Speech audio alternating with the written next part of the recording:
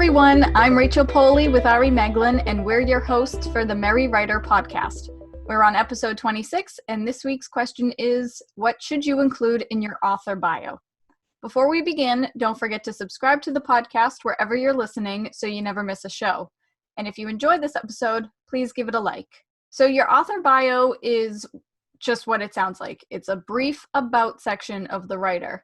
It seems like a simple thing to do, but it can be harder than you think and quite daunting, especially if you're a new writer. So first, let's talk about the importance of having an author bio. This is how you get recognized and show people who you are and what your work is all about. Your bio can be listed in many places, such as your blog, your book, and anywhere else that it fits. If you write guest articles, you can add your author bio to the end so readers know what you're all about and they'll know where to find you.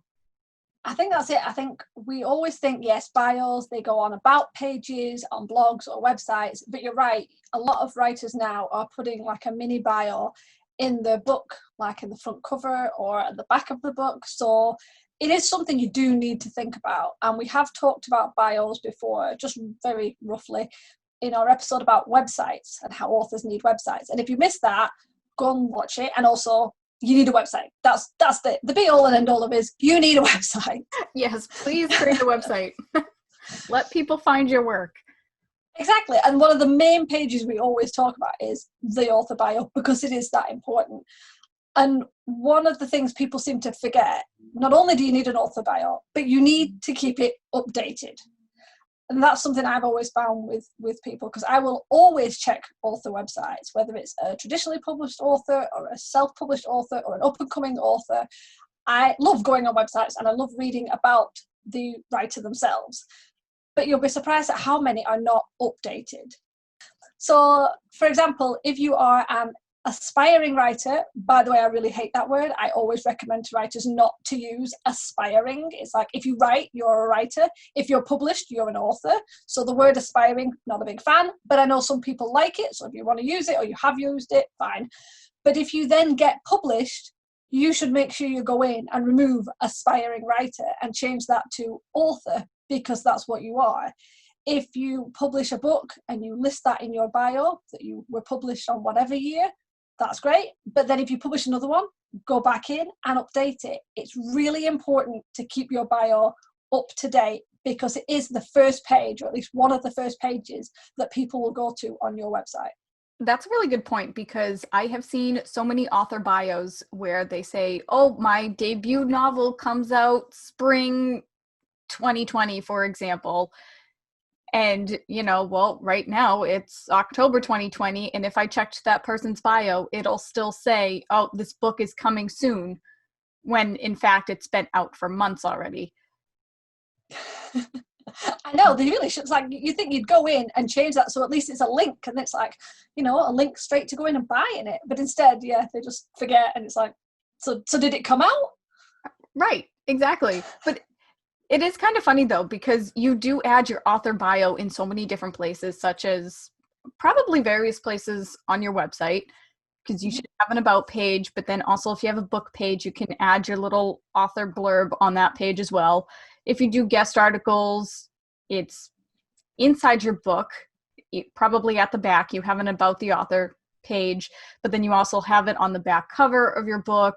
And if you do interviews for your book, or you have like a virtual blog tour or something, your bio is in so many different spots that I guess I can kind of understand why people forget. Like maybe they update their bio in certain spots, but they forget to check their Twitter or their Instagram or something, which actually that's another place you add your author bio, on your social media.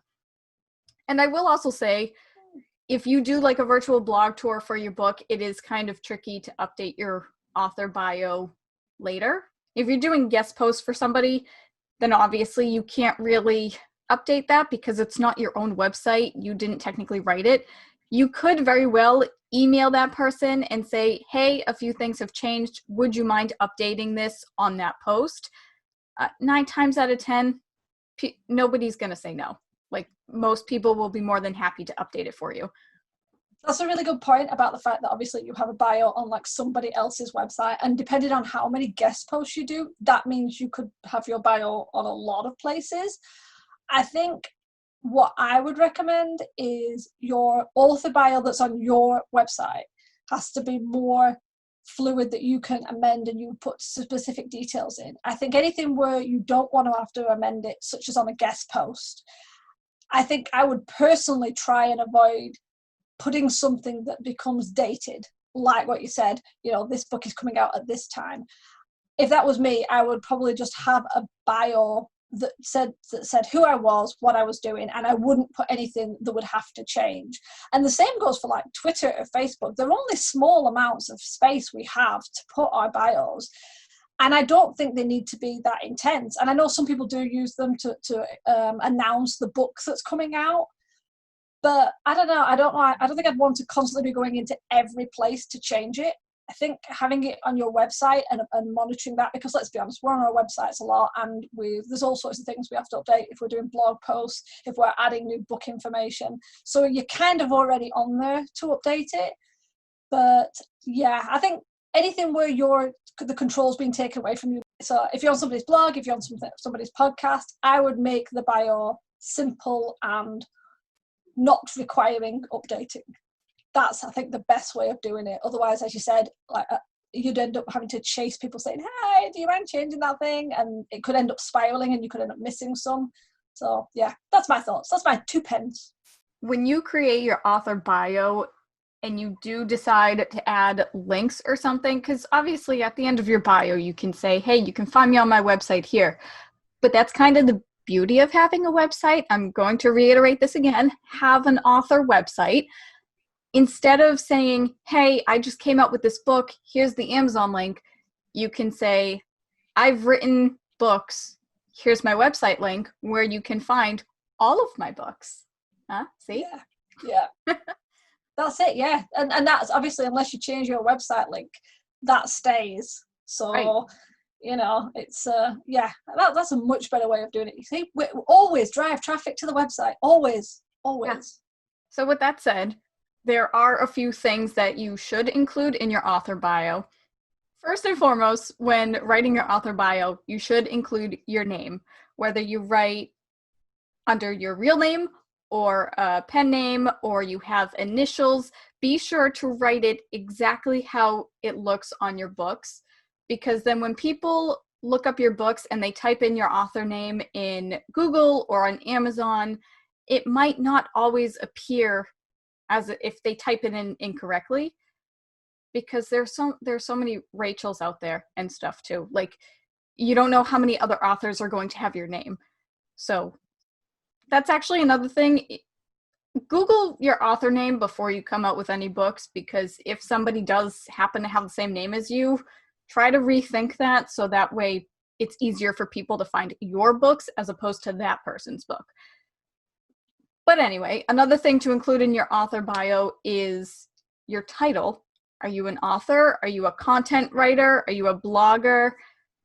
And piggybacking off of what Ari said earlier, I don't really care for the term aspiring writer either. If you are not yet published, feel free to write aspiring author. That way you can go back and just delete the word aspiring and just have author. Or you can just simply say you're a writer and leave it at that. But no matter what you are, make sure to include what you write. If you're a creative writer or you're an author, what do you write? Is it mystery? Is it fantasy? If you're a content writer, what niches do you write under? Is it pets? Is it the writing craft?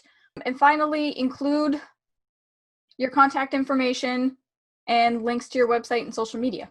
Have enough contact information so that people know where to find you, so that they can learn more about you. The whole point of your author bio is to give just a quick, brief explanation of who you are, and if it entices people enough, they'll go to your website and learn more about you. Overall, your author bio is like an elevator pitch. I'm going to jump on to one of the points you said about adding the name. It sounds so obvious, and yet you will not believe how many times I've been on a website, especially websites that don't use the author name as the domain name. So you go onto the author bio and it's like, "Hi, I write fantasy, blah, blah." And it's like, "And who are you? What is your name? If I need to reach out to you, or I'd like to reach out to you, I would love to know who the heck you are.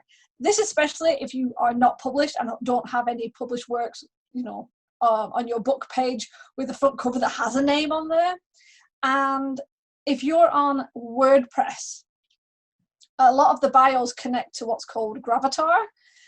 And I had a massive rant about this years ago, because I would find people would follow me, or I'd leave comments, and I would go to their Gravatar to find out more about them. Because again, they would use websites that had no name on it, and there was nothing, there was no name of who they were. And it's very hard to make connections to someone if you don't know their name. Now, obviously, if you use just initials, if it's like, TB White, I don't know if that's somebody, but then obviously if you don't want to put your name is Tim, and you just want to put TB, that is fine. You don't have to give people your full name if you only use initials. But at least put those initials down. Tell us who you are. We need to know. We really need to know. Yeah, you know how when you're walking by somebody on the street and you're like, hey, it's still just as awkward to write an email or write a comment and just be like, hi. Yeah. I hope this email finds you well. I have to admit, I've had awkward moments with people who just use initials if I don't know what their name is, because if I've reached out for them to a guest post, it's like, hey, BT. Yep. How are you? Because it seems really strange writing their whole, BT Adams. Again, don't know if that's somebody. There you are. So, but obviously I understand why people wouldn't always want to put their full name. That's totally fine. But yes, tell us who the heck you are. We do need to know. And as Rachel said, it's really important to say what you write. Yes, you're a writer. Wonderful. But this is the place where we need to know if we're your target audience. Saying you write doesn't tell us anything. Saying you write horror makes us go, I don't like horror. I'm not gonna carry on. Saying that you write kids books might go, oh wow, I have kids. By the way, I don't have kids. I have kids. I would love to read your stuff, kind of thing. So it is important to be specific, not just to kind of like throw out random things. Sort of piggybacking off what Rachel said about what to include. The other thing is how to write it.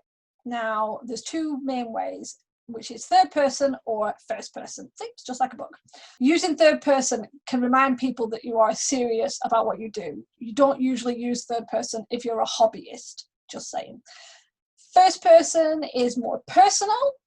So while it may not sound as professional, it does have a more conversational sense to it. It allows you to connect more with your readers, as if you're talking directly to them. It can be a bit difficult figuring out which one you want to do. So what I personally recommend is write 2 bios, one in first person, one in third person. You'll probably find that you write them differently because of the point of view. And then you can decide which one sounds more like you. Do you want to come across as more conversationalist? Do you want to come across as more authoritative? Figure out which one you want. My own bio is actually written in first person because I prefer that connectivity you get with readers. It's like, hi, I'm a fantasy author. Welcome to my website. Here's all the stuff I do. Hey, let's be friends kind of feel. I am professional in the sense that I'm treating this as a business. I do want to make money out of this. I do want to write more books. I want to be seen as a professional author. I don't want too much professionalism in my website to the point where I feel like I'm not connecting with readers. So that was my decision. And when I wrote the 2 bios, I really found that the third person just didn't feel right for me. I find funny because I actually write mostly in third person in my novels, but hey, anyway. And I wish we had this conversation years ago, because I never thought to write multiple bios and then read them and see which one fit me better. I have actually taken the long way around. I took the scenic route, and I have written a bio and used it, and then changed it everywhere I could, and used that for a little while, and then I changed it again. Because my author bio started as first person. And even though my name was listed at the top of the article and I have my name listed as the signature, I still didn't find that people knew my name, which is kind of strange to me. I really don't know how people miss it, but people skim. So, you know. So when I changed it, I still kept it in first person, but I wrote it as, my name is Rachel Poli. And I kept that for a little while, but something always felt off to me. I don't really know why. It just didn't sound right. And, long story short, now my bio is in third person. And even though I do like your reasoning behind the first person, the connectivity, and it's more personal, but mine is more professional. And I think out of all the different bios that I've had, that one fits the most. It just seems to make the most sense to me. Yeah, but it's the fact that you tried so many different ones. You may not have written 2 bios like side by side and then checked it. You tried different things and you could tell it wasn't right. And then when it was like, that's it. Perfect. And that's what you need to do. You can't, it's like people will write a bio and I think, that's it, done. It's like, no, because you'll change. As you get older, as you write different things, you will change. And I mean, even I've written about 3 or 4 different bios. I've always stayed first person, but I have changed what information I've added and things I want to say and how I want to come across. So you will always sort of make changes and updates to it. But yeah, I think you're right. I think when you write the right bio in the right way, it just goes, perfect. Don't need to do any more. I'm happy with that for the time being. Yes, exactly. You grow as you get older and you do different work and things like that. I mean, this time last year, my author bio didn't have podcaster as a title in it, and now it does. There we go. Because you updated it. Exactly. Now, is it updated everywhere? I don't know. I think it is, but I'll probably find an older version of it somewhere at some point. Probably like a year from now or something, and I'll realize, oh, crap. Never changed that.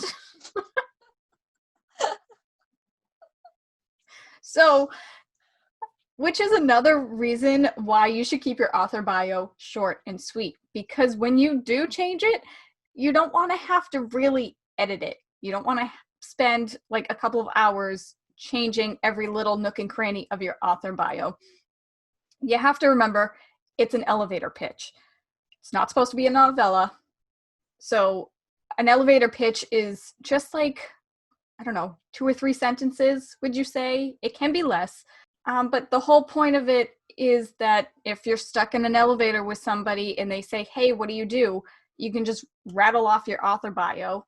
You can do it in first person if you're talking to somebody, because otherwise that'll just sound weird if you start speaking in third person to somebody. But the whole point is to convey your message by the time you get to the next floor. And if you can do that and entice them to take a look at your website or your work, then you've done your job well. I'm also going to throw in a spanner in the works as well. I like the idea of having 2 bios. The short elevator pitch one. For us, you'll actually find our elevator pitch bios in the description on Podbean or YouTube or wherever it is you're listening to this.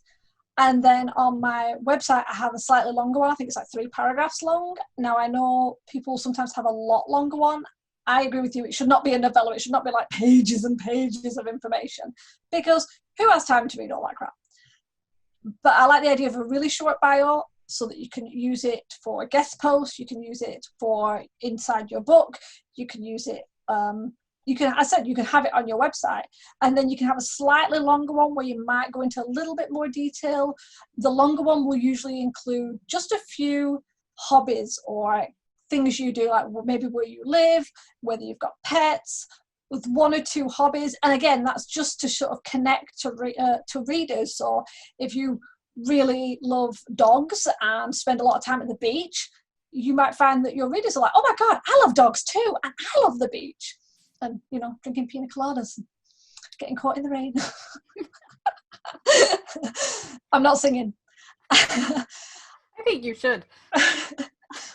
If you have like 2 bios, a short one and a slightly longer one, and I do mean slightly longer, we're not going for lots and lots of information, we're just going a little bit more information, you can put those in your media kit. Now, we'll discuss media kits in another episode, so I'm not going to go into a lot of detail, but it just means that if your information is going to go onto different platforms that require different size bios, it's right there, they can just be grabbed. But as Rachel said, the shorter the better, really. You want to be clear and quick and concise. Who the heck you are, what the heck you do, why people should give a crap. That's it. It's quick, clean. That's what you're aiming for. If you drivel on about what happened in your childhood or all the different places you've moved, I'm sure someone would be interested, but most people are there for a short time just to check who you are and what you do and what you write and maybe a little bit more about you. This is not your life story. Put that in a book. If you want someone to learn about that, put it in a book. Keep it out of your bio. With that said, I'm going to very roughly segue into a completely different thing. No. I'm going to segue into something else. People often say it's hard to write bios. It's like blurbs. To be fair, we find everything hard to write, don't we? Why are we writers? Seriously. Yeah, really. I don't know. But people are always like, well, what do I write? You know, do I include too much? Do I include too little? Here's some suggestions. Go to the websites of your favorite authors. Check out their about pages. You'll probably find some are done in third person, some are done in first, some are really short, some are really long. Maybe they've got two bios on one page, the short one and the long one. See the sort of information they share.